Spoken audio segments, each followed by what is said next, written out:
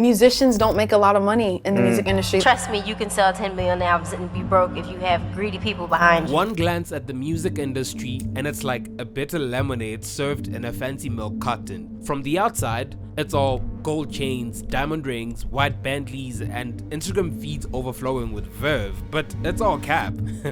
Okay, I got carried away a bit there, but you get the point. Nothing is as glamorous as it seems. Exploitation in the music business is as old as the industry itself. But maybe I was being a little too optimistic thinking things had changed. I mean, we've had Me Too, Black Lives Matter, movements that promise to shake up the creative world. So naturally, I assumed the music industry would become a healthier, more creative friendly space. Like, surely, by now, unpaid musicians would be a thing of the past, right?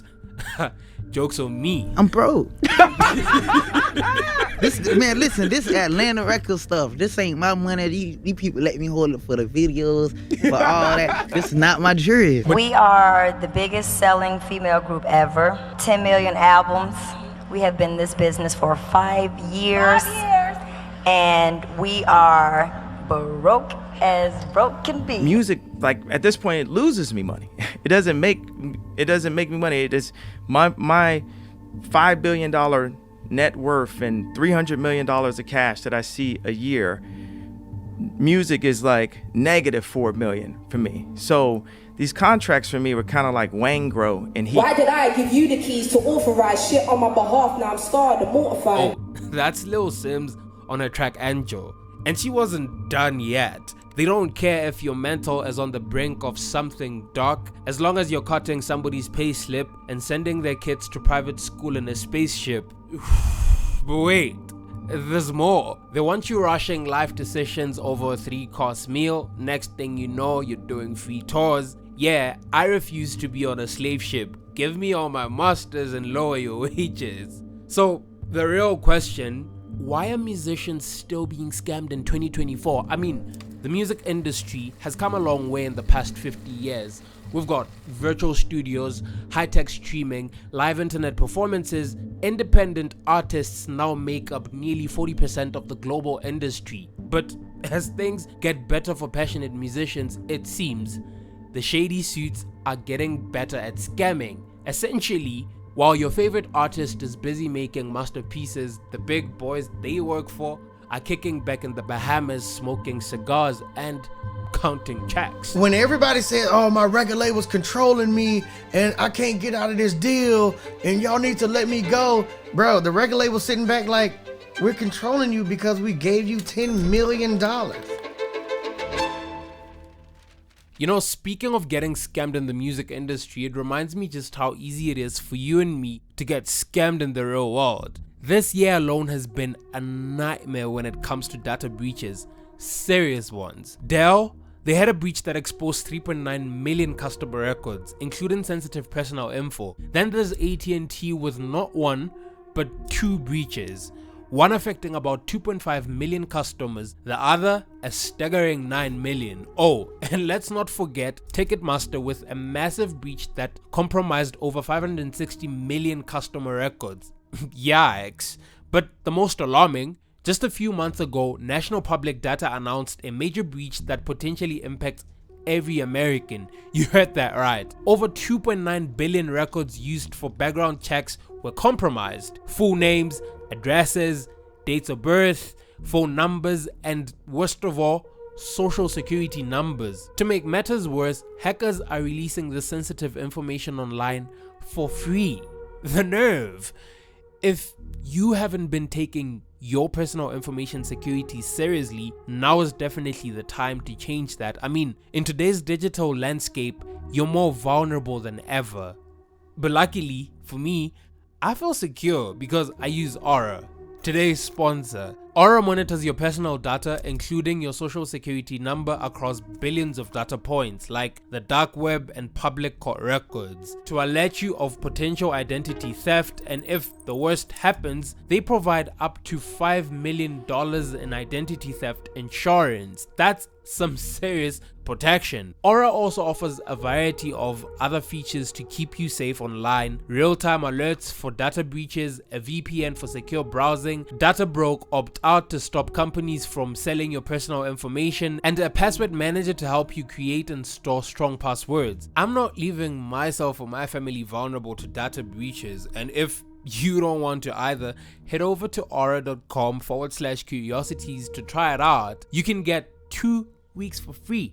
Plenty of time for Aura to find out if any of your personal data has already been exposed. Well, now that you're safe, let's get back to it. Alright, before we dive into why musicians are still getting played in 2024, let's take a moment, roll up our sleeves and sift through the music industry's dirty laundry. Spoiler alert, it's been piling up since the disco days. You probably can't fix it at this point. Now, master rights. What's that, you ask? Well, let's imagine you're a chef. You've just cooked up a delicious 5-star meal. Now, in a normal world, you'd get the credit in cash for your culinary masterpiece, right? I mean, it's yours. But in the music industry, nah. The label owns the kitchen, the stove, the ingredients, and even the plate that's served on. You just get to tell people that you made it. Welcome to the world of master rights. You know what? Let's break it down. Every song has 2 parts: the musical composition, basically the recipe, and the sound recording, the meal itself. Owning the master means you own the actual recording of the sound, which is where the actual money is. If you don't own your masters, well, then you're just hoping the chef's name gets mentioned in the description, like featuring something Soweto or whomever you are. Really, it doesn't really matter. I know, you're like, so wait, I write the song, I perform it, shouldn't I get to own it? Technically, yeah, but that's not how it works. You see, most artists don't own their masters. The record label does, and thing is, they'll give you an advance, you know, like a cash advance, but with more zeros and more fine print, and in return, they own the master. You're basically renting your own music from a stranger. Alright, maybe that's a little dramatic, but not by much. Regardless, here's how it really works. The label gives you a fat check up front. It's called an advance. Sounds sweet, right? Until you realize that check is more like a loan. And just like with a loan, you don't get to see another dime until you've paid it all back through royalties, which can take, forever. Yes, you might get a big lump sum of money in the beginning, or you might have a huge recording budget and you think the label's paying for it, but at the end of the day, you're paying for it. Man. It's coming out of you. Yeah. So whatever you made from that album, you get that after whatever has been paid off. So it's like a loan. So I don't get any royalties until I've paid all the money back? Exactly. And what if I don't? Oh, you won't. But we'll keep making money off your music. It's the classic too good to be true deal. But hey, on the flip side, yeah? Owning your masters means you call the shots. Want your song on a Super Bowl commercial? Cool, go ahead. Want it remixed in a lo-fi chill beat track? Sure, why not? But if the label owns your masters, good luck. They're out there licensing your song to whomever they want without even asking you, because why should they? It could be playing on a toothpaste ad while you're watching it from your 2-bed apartment, wondering where your next paycheck is coming from. Why do record labels want masters so badly? Simple. That's where the real money is. Labels don't sell the artist, they sell the music. The more successful you are, the more your masters are worth. So naturally, they'll hold on to them till the very last breath if they have to. And I say on a new song, I say, if I would put myself in harm's way to get my masters, they would put themselves in harm's way to stay the master. We need to own your masters so we keep on investing in your future success. That's what they'll tell you. You mean so you can keep making money while I hustle for scraps? Tomato, tomato. So when Zahara came out claiming that DJ's Boo was playing her music without sending her a check, I was like, girl, I don't know why you're shocked. It was disappointing, yeah, but not entirely surprising. I think, if anything, I was surprised it was DJ's Boo. Like, now you have this Grootman, right, taking money from kids. Grootman, But I mean, if you think about it, she probably didn't own the masters to Lolly. Master rights again. I hope you're paying attention. Alright, that aside. Fast forward 2-3 years and Zahara passes, and suddenly Zbu's feeling the heat. Social media is angry. Fans are pointing fingers at everyone involved, and Zbu's not even halfway through his mournful tribute, but people start calling him out. Now, if you ask him, he's like, listen man, I'm the good guy here. We made sure that Zahara owns her publishing with Sheer Publishing. They've been paying her direct, bro, ever since. No middlemen, no delays, straight to her bank account like clockwork. Me? Do her wrong? Nah, fam. But Ubulelo is my sister. I love her. That's why I was a part of her career, to help her grow and succeed. Right, Zbu. Cause nothing screams hero like handing somebody the keys after you've already driven their car halfway around the world. But anyway, I guess the help was a bit too hands off.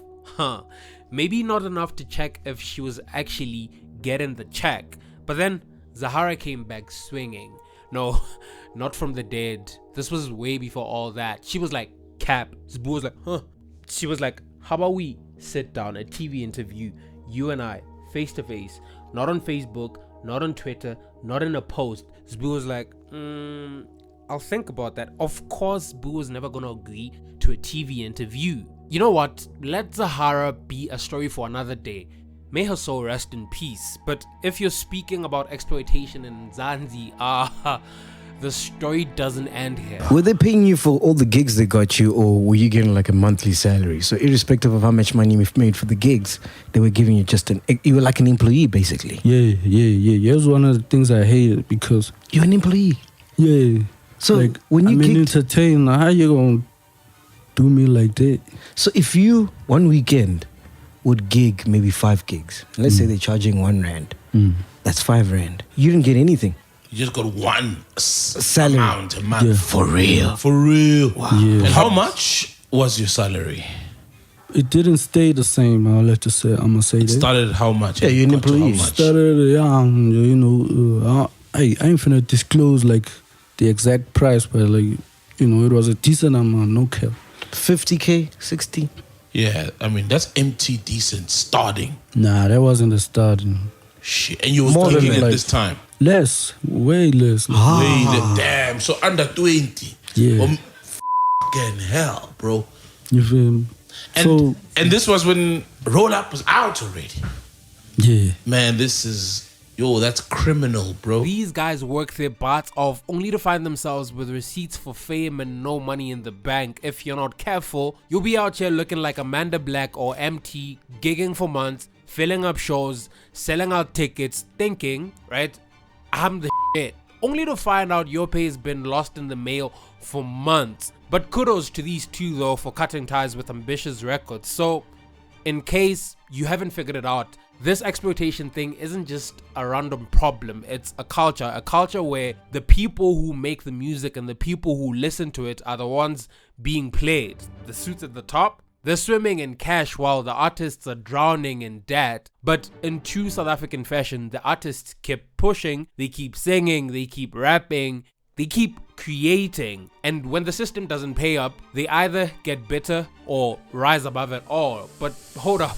I know what you're thinking or what you're about to say. Oh, we black people don't like to see other black people succeed, which is why some of our local rappers are dead broke. Nah, relax. This has nothing to do with race. It's not even a local thing. Let me take you back to the early 1990s. Dr. Dre is out here producing some of hip-hop's greatest hits like Nothing But a G-Thang, Let Me Ride, and California Love. These tracks were straight up bangers, so much so that even your grandma's head would start nodding when they came on. Alright, cool, it's 1991 and Dre launches Death Row Records. Right around the same time he releases The Chronic. Fast forward 5 years and Dre leaves the label after a notorious dispute with the co-founder Serge Knight. They call it quits. Fine, fast forward another 10-15 years and Dre's bumping the radio and he's like, wait a minute, isn't that my album? Turns out the new owners decided to reissue The Chronic as The Chronic Relit, a remastered version with better sonic clarity, according to the Billboard. The nerve! As you can imagine, Dre wasn't too happy about this. What followed was a series of lawsuits, with Dre arguing that Death Row had no right to reissue the album and also going after them for the digital sales of his tracks. The big boys and cigars were cashing out on an artist's work again. Okay, I get it. This was Dr. Dre. The man didn't even go through college, so yeah, maybe he wasn't well versed in the legal side of the music industry. I'll cut him some slack. But Taylor Swift? We're talking about a global pop star here, the most streamed artist on Spotify in 2023, the first female artist to win Album of the Year at the Grammys, not once, not twice, but 3 times. Okay, let's not get carried away though. It all started with a Tumblr post, a long one of course. In a nutshell, after Taylor left Big Machine Records, where she had recorded her first 6 albums, Scooter Braun acquired the label, and by label, what I mean is master rights to her music. So now, he was in control of all of her work. Taylor was not happy, especially since she had been trying to buy back her own masters. Needless to say, neither of them agreed on how things went down. Well, November 14, 2019, a Tumblr post hits the media. The title, "Don't Know What Else to Do." Taylor is slamming Scooter Braun for allegedly preventing her from performing her old songs at the 2019 American Music Awards, where she was set to receive Artist of the Decade award, and it only got messier from there. The day after Taylor's Tumblr post went live, Big Machine Records issued a long statement on their website basically saying, "Taylor, the narrative you've created does not exist." Taylor's like, huh? My music, my artwork. I should have the rights to my own work. The record label's like, that's not how it works. Master rights, baby. Your music, our masters. Your artwork, our money. Go check the fine print. And Taylor's like, oh shit, what did I sign? I would say to anybody out there that's an independent artist, my number one piece of advice, don't sign a record deal. Don't sign a distribution deal. Don't sign a publishing deal. Hire the people that you need to work with you. Pick out your goals and go get them done. And you could get them done, and it'll work, and you'll connect with your fan base, and you'll make money. If I could give you a list of names of rappers or musicians who had regrets about ever putting their signatures on that paper, we would never get to the end of it. You know how it all starts? A young talented musician with empty pockets, well, I mean, most of them start broke. And a huge record label with deep pockets on the other end of the spectrum. The label is like, sign to me and I'll make you rich and famous. How could you not be tempted? I mean, when that amount of gold is dangled right in front of your face, the only words that can possibly come out of your mouth is, where do I sign? Now, no two contracts are exactly alike, but essentially, in a nutshell, they're all bad deals, and bad deal isn't an anomaly. It's baked into the way the music industry operates. The more information you have, the less you'll want to be the artist. When it comes to record deals, artists have 3 main options. The big 3. No, not that big 3. It's just big me. Should we keep that? Ugh. Of course you could go independent, but let's talk about the big 3. Standard royalty deal, the 360 deal, and the distribution deal. Don't be fooled by these seemingly professional titles. Essentially, they're all crap. First up, the standard royalty deal. This one's your classic, will loan you a ton of money, but you'll pay it back forever situation. The label gives the artist a nice upfront check, the advance, and covers the costs to record the album. In exchange, the label owns the master recordings and takes most of the earnings from sales and streams. The artist, they get royalty rates, usually between 10 to 25%, but they won't see another dime until they recoup their advance. Meaning, their album has to make back all the money the label invested. Given that it takes billions of streams to break even, only megastars like Drake ever get to see those juicy royalties hit their bank accounts. Everyone else, well, they might be broke or in debt for life. Now, don't even get me started on the 360 deal, every artist's worst nightmare. Essentially, what the label is saying is, hey, listen buddy, we want a piece of everything you do. Your earnings from your music, your concerts, merch, endorsements, acting gigs, yeah, everything. We want a piece of that. The artist is like, even my side hustles? Like, if I get to write songs for other artists on weekends, or maybe even clean my neighbor's pool, surely I get to keep that money, right?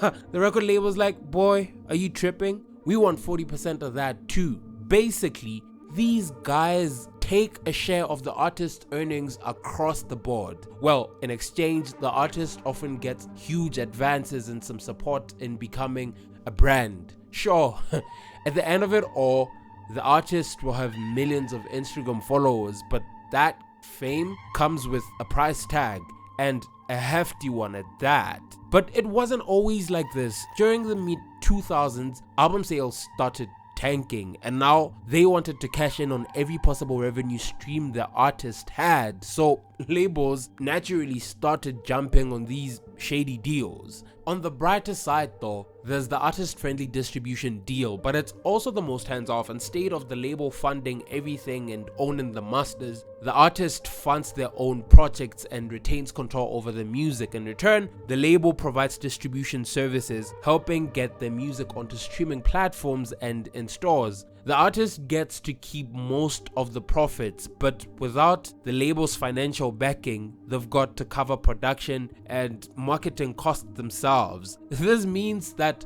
while they maintain more control, they've got more skin in the game financially. You probably aren't going this route if you're not a trust fund baby, and most artists don't, because most of them start dirt broke. In short, the standard royalty deal leaves you paying back the label for what might feel like an eternity. The 360 deal takes a cut of every revenue stream imaginable, and the distribution deal, you keep your masters, but at the cost of doing everything yourself. Quite the buffet of options, right? Okay, let's say you're Mac Miller, for instance. You pick one of these deals and then you overdose on drugs and eventually die. Okay, maybe that's a bit harsh, but have you ever wondered how it's even legally possible that we had AI Tupac on one of Drake diss tracks, which was somewhat of an insult to the rap community?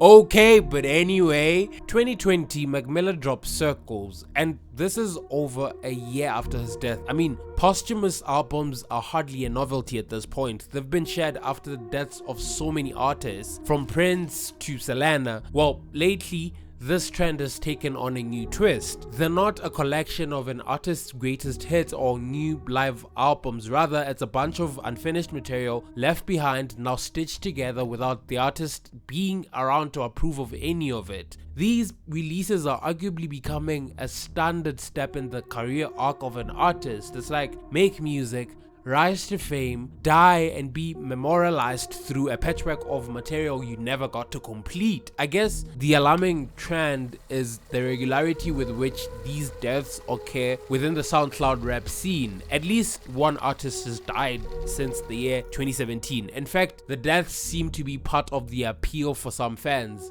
An untimely death adds to the tragic image these rappers create. Albums released after their deaths often become exactly what the audience wants to hear, and the record labels, of course, seem to be more than willing to exploit the legacy of these artists in order to capitalize off of the enormous demand. I mean, depending on where you stand, you could argue that posthumous releases are a way to honor the artist. Sure, fine, but let's not forget that the artist had zero say in what happens to their work, because duh, they did.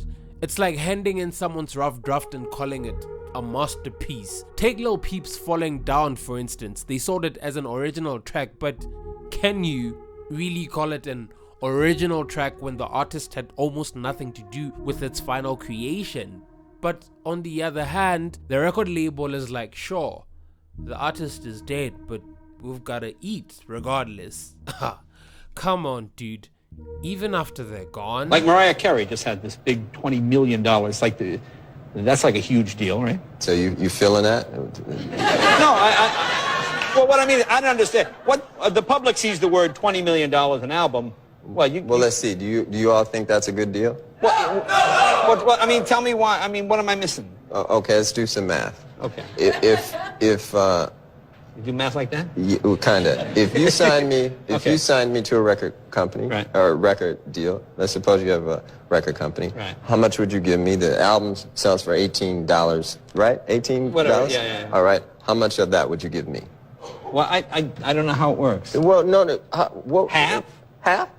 Half sound good? Yeah. All right. Check this out. If I sell 1 million copies, I'm gonna have $10 million, right? Roughly $10 million. If I sell 2 million copies, I got $20 million. If I just sell 3 million copies, I got $30 million. Now who has the biggest record deal?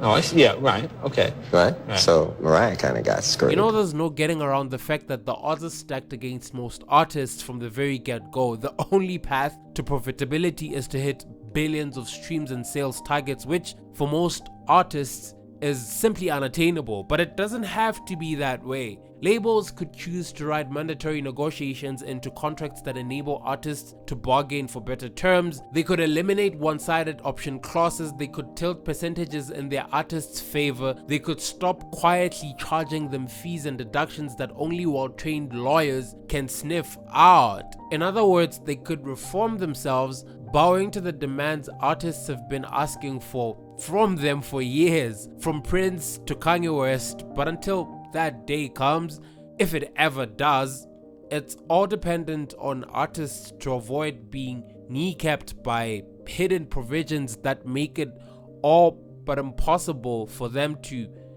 earn money from the music.